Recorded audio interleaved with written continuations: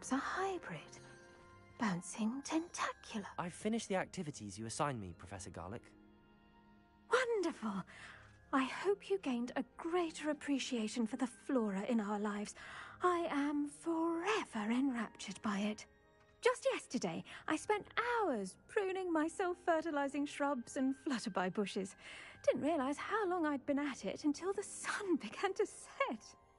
Well, if there's one thing I love to see more than my plants thriving, it's one of my students doing the same. Now, ready to learn flipendo? Chin up, keep a light grip, and it's all in the wrist. Let's see you give it a go. You will want to focus with this spell. Nothing as mortifying as knocking back a colleague when all you wanted to do was move a few pots.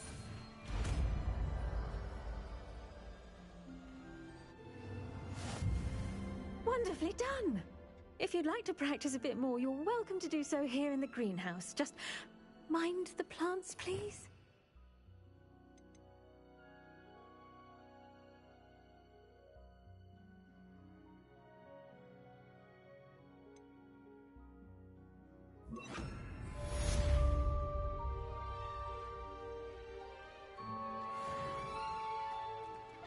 Flipendo! Look at that! You're a natural.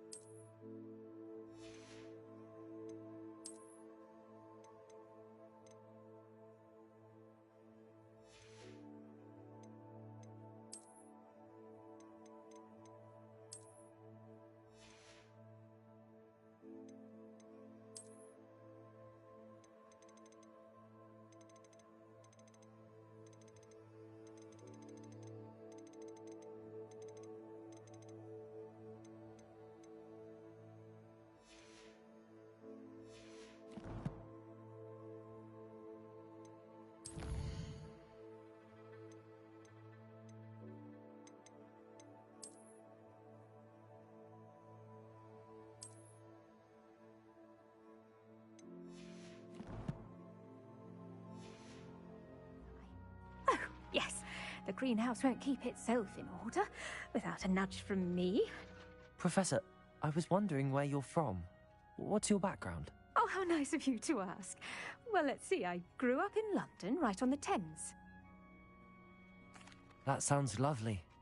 All the sights and bustle of a city. To some, yes. I used to dream of living in the country, but it wasn't until I came to Hogwarts that I felt truly at home.